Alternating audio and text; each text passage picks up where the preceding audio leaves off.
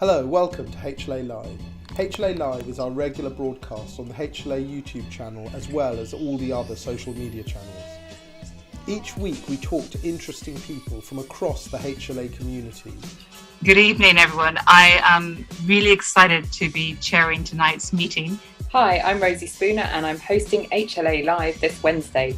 And I'm an HLA scholar and I'm also going to be your host this evening. To share with us their ideas and their innovations and hopefully bring them to a global audience. Quite quick, we have ideas, let's do this, let's do that. So many of the topics come from our community, with scholars and faculty expressing an interest in many of the discussions that we're about to have. Hello everyone and welcome to the HLA Live session on widening participation in the postgraduate realm. Homelessness and health. Addiction and the new normal. HLA programmes are built on 6 pillars. No, the leader as a communicator, the leader as a manager, the leader as a negotiator, the leader as a follower, and the leader as a philosopher. If you are interested in becoming a HLA scholar, why not get in contact? Many of the episodes in HLA Live will cover one or more of these important pillars. The HLA team consists of Pedra, Eamon, Tim, Riddy, Alistair, Adil, and Trisha, and a range of other HLA scholars and faculty.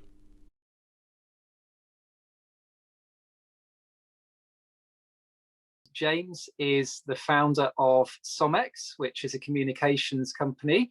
He also writes for Forbes, and he's the host and producer of the Health Tech podcast. So be a really interesting speaker to hear from. And over to you, James. Thank you very much for joining us. Hey everybody, and thanks for inviting me to speak to you. My name's James. I am a doctor by background in anaesthetics and intensive care, and I've done a fair amount of stuff in innovation and technology, call it. And so I've been asked today to talk a bit about my journey, which I'll do. I'll touch on how I innovated as a clinician, or at least tried to, and learned a lot by doing that. And how I then, I suppose, took that learning into policy and then broader into more commercial healthcare. I've now got a company of my own doing innovation and communication for health tech companies, and that's called Somex. But I will talk you through that entire journey. I also speak to quite a lot of innovators and entrepreneurs on my podcast, the Health Tech Podcast, and I write about them for Forbes as a contributor as well. But I guess my journey starts when, well, let's start at medical school. So I was a pretty average medical student. They say that, what do they say, that 50% of doctors are below average, although 0% of them would admit it. I'm probably one of those that might have admitted it clinically. I never loved the medicine.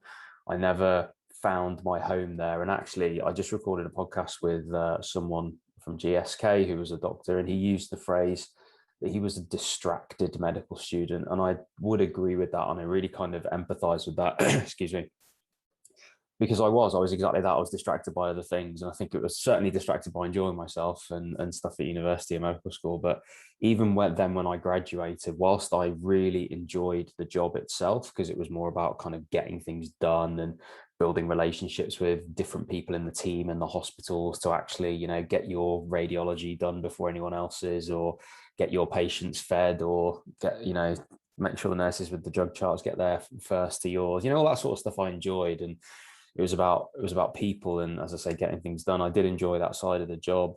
But what I never really, not grasped, but I suppose what I never really truly thoroughly enjoyed was the medicine behind that. I couldn't get myself excited about the intricacies of this drug over that drug and this study over that study. It never really did it for me, because I guess I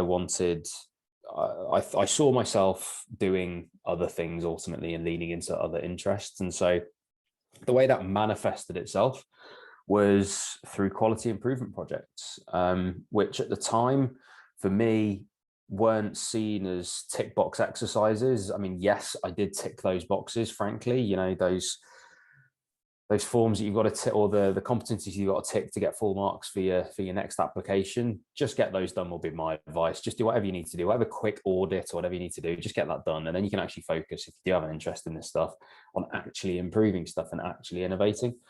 And so my innovation as a junior doctor started with fixing a printer, funnily enough. And it was a printer in the doctor's mess. There were, I think, 3 or 4 printers in there. Only one of them worked, and it was just a simple case of everyone getting frustrated in the mornings. The queue was going out the door of the doctor's mess just because everyone was printing one-sided on this one printer out of 4.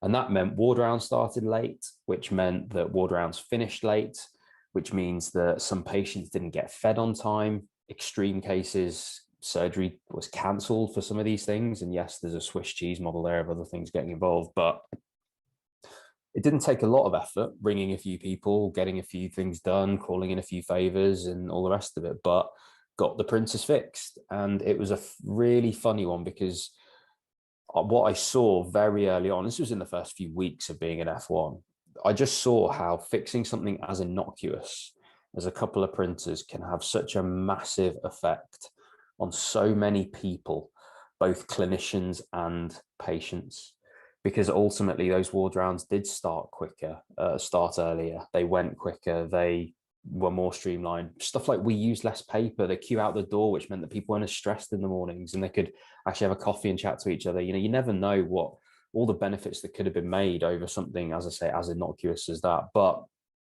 to cut a longer-ish story short, I then started to do other things. I noticed that in our hospital at the time, discharge summaries just weren't being done. They were days, weeks old. There were stacks of notes in the doctor's mess, literally up to the ceiling, multiple of these things for just like discharge summaries that hadn't been done.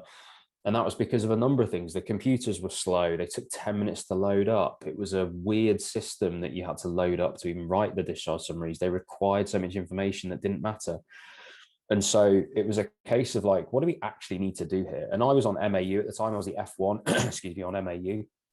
And I was doing the most amount of discharge summaries out of everyone in the hospital. So what I did was I was like, who actually reads this? What actually happens to this? And it's the GP that it matters to. So rang a couple of GPs and was just like, what do you actually need from this? Because we're over here spending like 40 minutes per discharge summary. It's killing us. And they were like, look, just a white space box with just like what they came in with, what you did and what you want us to do. That's it. And so I put together, I suppose, a focus group, if you want to call it that, of like a couple of GPs from the community, a couple of the medical consultants, a couple of the senior registrars, because the senior registrars are the people that actually get things done in a hospital because they have credibility all the way up and all the way down, and amongst people, that is. So put together a few of those people, a couple of people from IT, this, that, and the other. Anyway, an hour and 20 minutes later, we then arrived at, we just need to put a white space answer for people to just type that quick stuff. And all of a sudden, you just saw the discharge summaries go down to the floor, and all of a sudden, everyone was getting discharge summary within 24 hours of being gone from hospital. And I wasn't the only person part of that project, but it was again one of those things where it's like, it doesn't have to be that complicated. You can just start from the end and work back. What are we looking to achieve here? Let's work backwards. So I suppose as a doctor, the then kind of, I suppose, big project that I did was that when I was on neonates, so premature babies, there was a ward round that I used to do on special care, which was the babies that have been kept in for suspected sepsis. So whether that's meconium or whatever it is at birth, like whatever's going to give them suspected sepsis, they get blood cultures taken as soon as they're born. 48 hours later, they go home. Now, in the day, if you were born in the day, you went home after 48 hours. If you were born at night, it was 72 hours, 84 hours, 97 hours. It was a huge amount of time overnight. And by following a blood culture to realize what on earth happens and why is this happening, I realized that nobody was in the department to put to actually culture the blood overnight. And so what was happening overnight, they were stacking up. So whoever got their blood taken first overnight was right at the bottom of the pile. And then they'd only get, sorted, the afternoon later, the evening later. It was one of those things where it was like light bulb moment. Hey, there's something to be fixed there. So I wrote a business case. And to do that, I shadowed someone in finance to learn how to do it. And again, if I'm going to give any advice to the medical students in this audience, take some study leave, shadow some people in management. You're going to hear loads of stuff about them and us when you're a clinician, about managers. Like, oh, they just see you as a number, they go home at 5. Well, yeah, both those things are true because that's the job they picked. So if you want to go home at 5, go be a manager. Like it's not rocket science, but you'll still end up dragged into this kind of them and us as managers, but they are the same. They just probably made a better career choice if that's what you wanted. But the point is, they're all very nice people. And so I shadowed people in finance and learned this thing called a business case. And hey, people really stand up and take notice of you when you've costed things properly, because money talks. And so in this example, I wrote a business case with someone called Linda in the finance department. She helped me.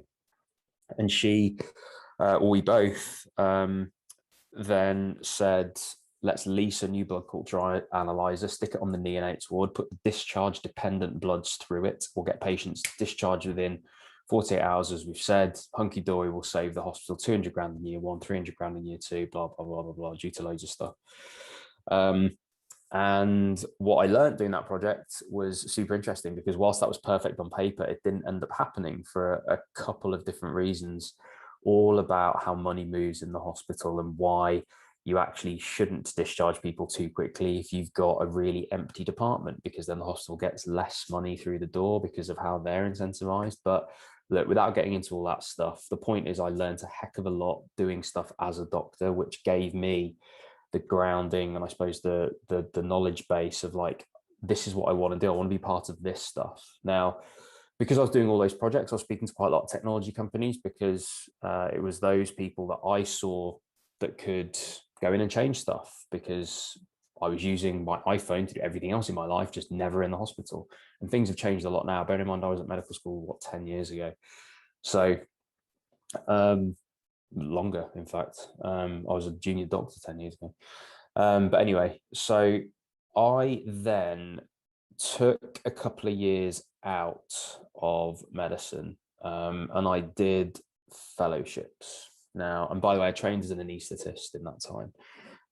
And I also did a degree in education because I loved teaching. But yeah, I took a couple of years out and spent time in policy. So I went to Health Education England, I went to NHS England. So these are the arm's length bodies to the Department of Health. And I learned the policy behind stuff, because when you're trying to make change at scale, when you're trying to innovate at scale within healthcare, often policy comes up as a barrier. And so what that allowed me to do was understand the back end of healthcare, understand how those big organizations all fit together, like NICE, the CQC, the BMJ, like NHS England, NHSX, NHS Digital, like all of that stuff. I understood during that couple of years, like how all that stuff fits together. Did some work for Tony Young, did some work, like all those different people that I was around, which was like really cool, like learn a load of stuff. Knew ultimately the policy wasn't for me, because all I was thinking was like, every time I'd learn something new in policy, it was like, oh, this is how I can now translate this to a tech company. I think I can tell a tech company this, and then a tech company can get into a hospital, and then they can do stuff for patients. So that's the way I used to think.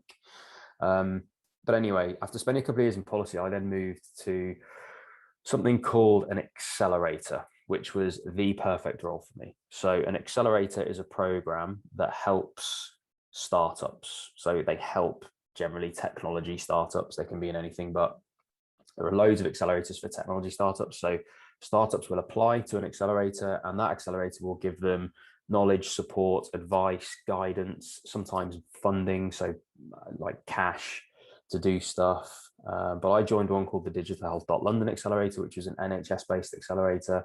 It was just starting.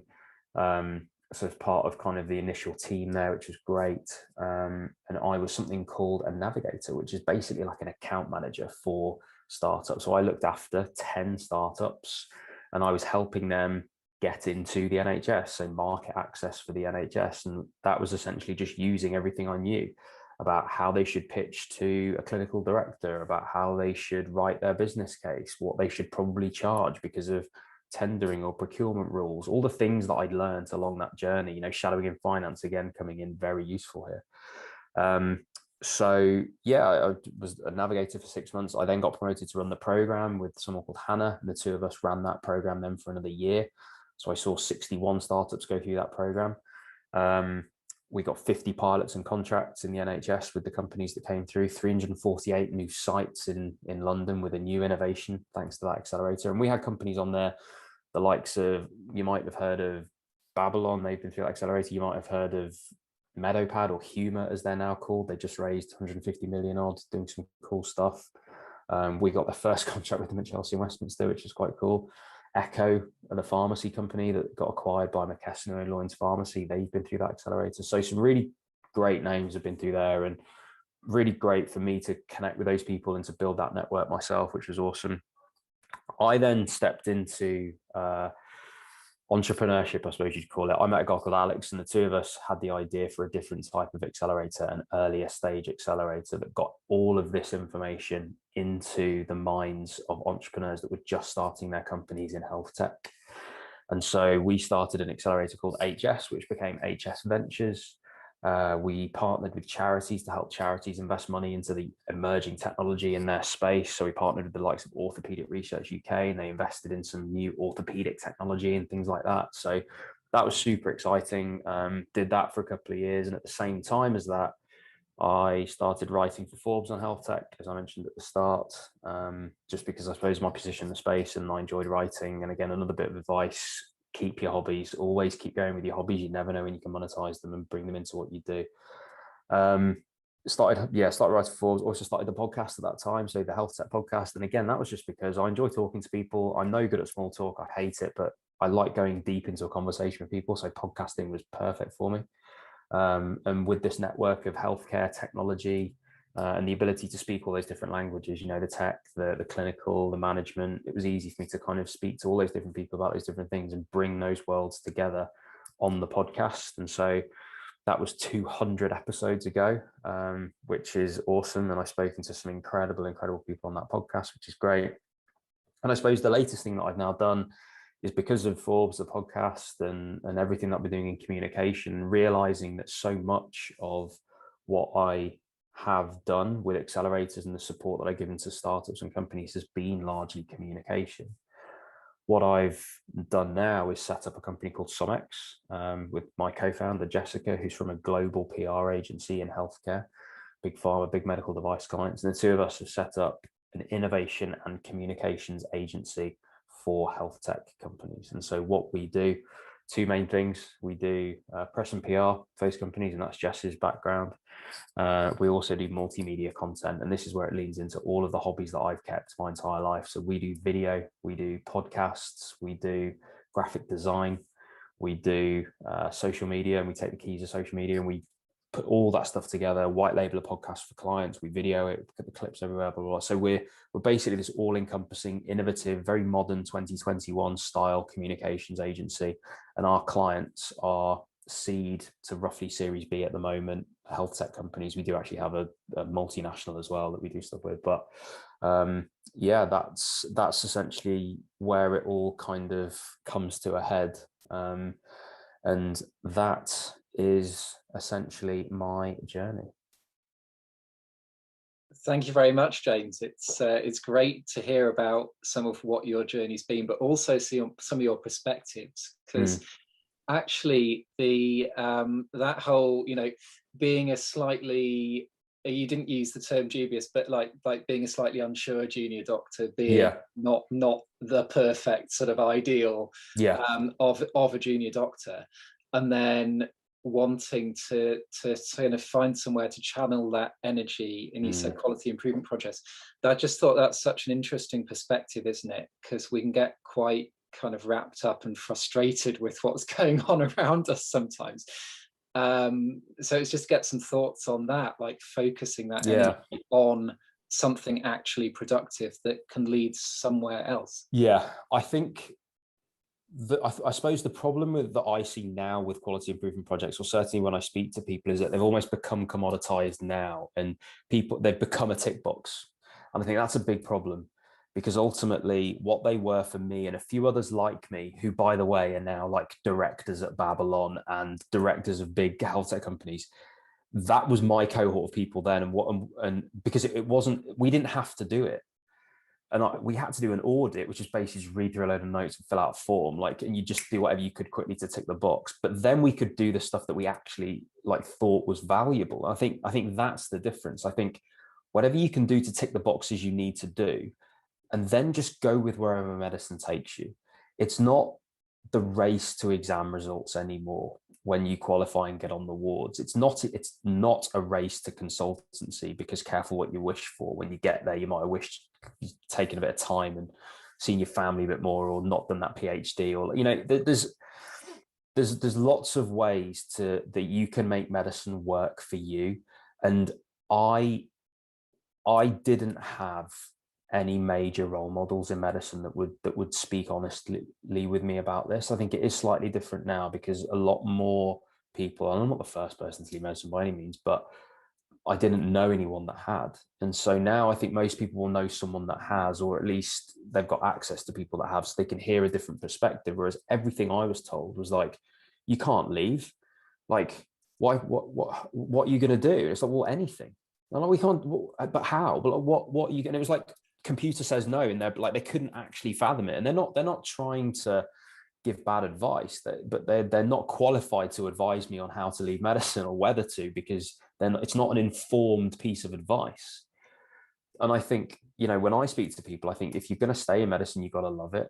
But if you're going to leave medicine, you got to love that too.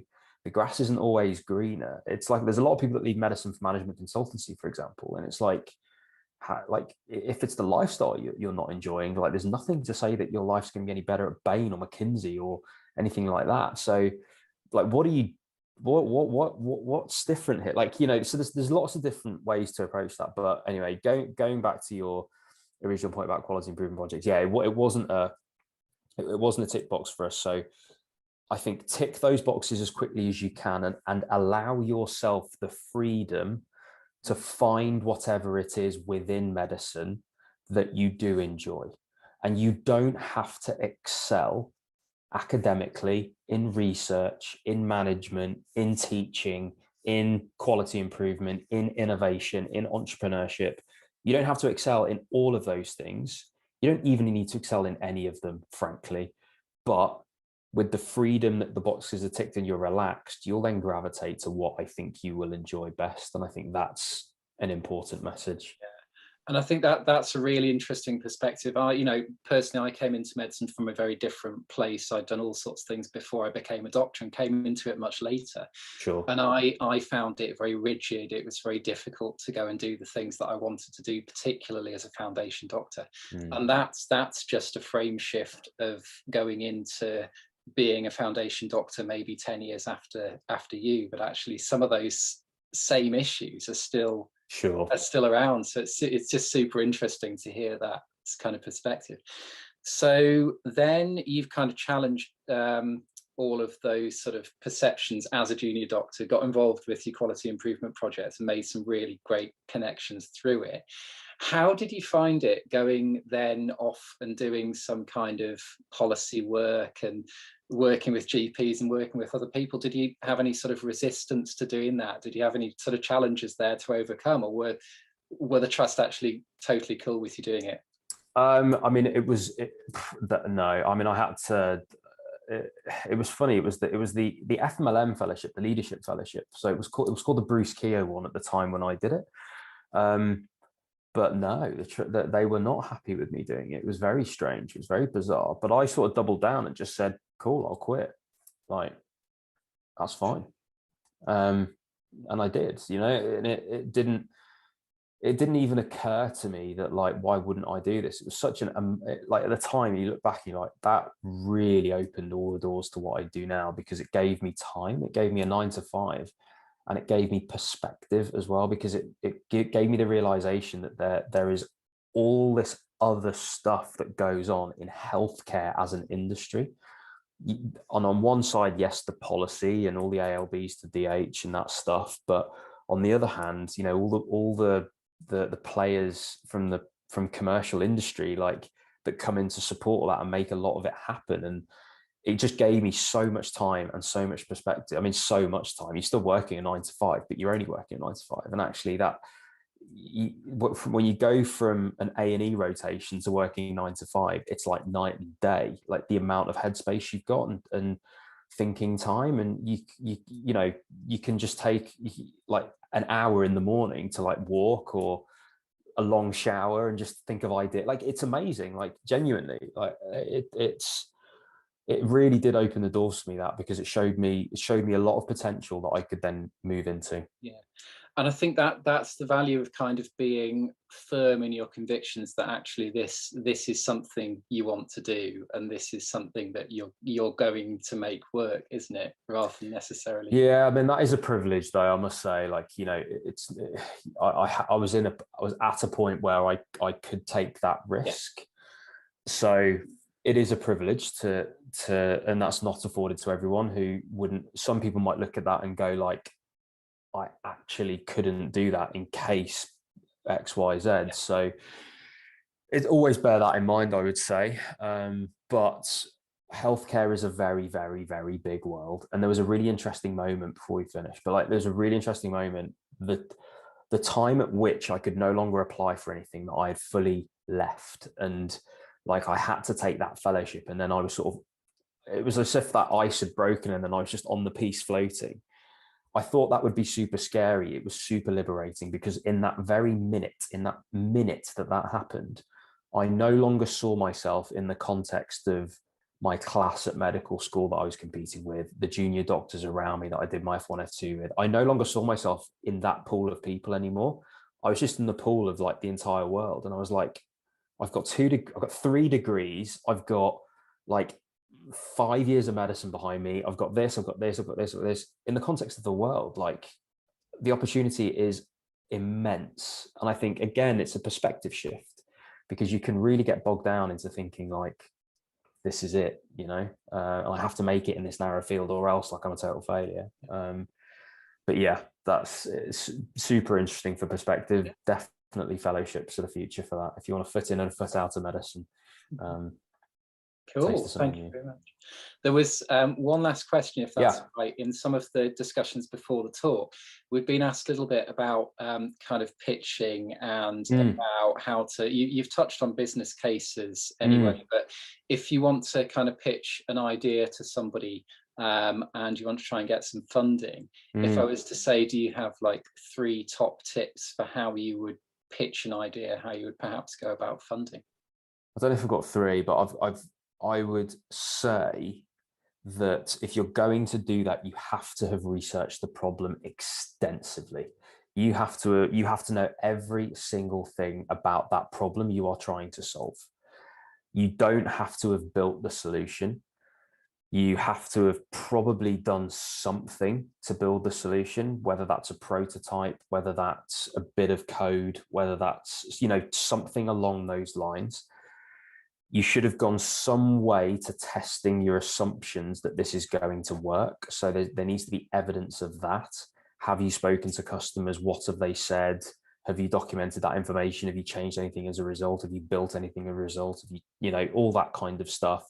I think where people fall down is they just think, oh, I've got an idea. It's a taxi that you can call on your iPhone and I'm going to go and get some funding. And it's like, everyone in the world's got that idea.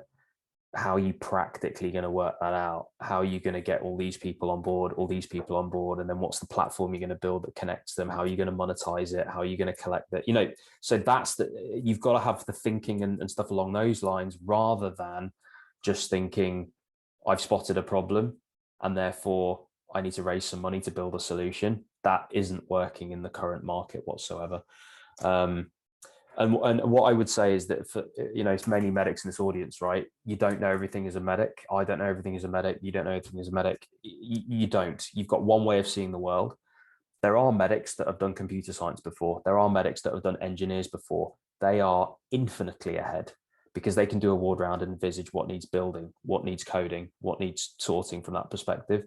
So if you don't have an engineer or a computer science or something like that background, number one, learn it. You don't have to do it at university, but learn something along those lines. So at least you know what you're asking of other people at the very least.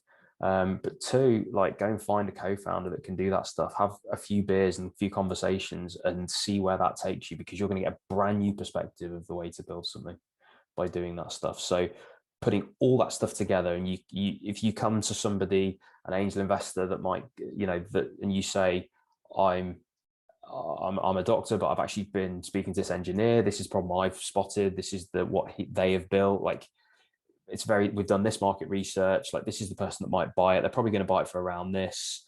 And here it is. Like, that's very different. So like, I've got this idea. Can I have £1 million?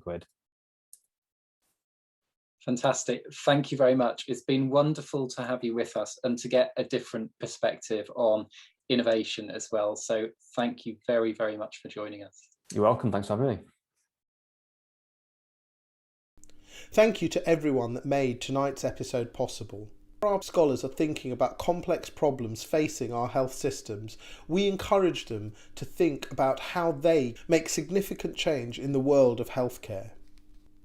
We are incredibly lucky to have some incredible scholars in the HLA. They use the HLA as a platform to take their ideas and bring them to fruition. If you are interested in the work of the HLA, why not join us at one of our future HLA events? Why not join one of our programs? Why not even become a HLA scholar? Thank you for joining us. My name is Johan Marlwaner, the Director of the HLA, and it's a good night from all of us.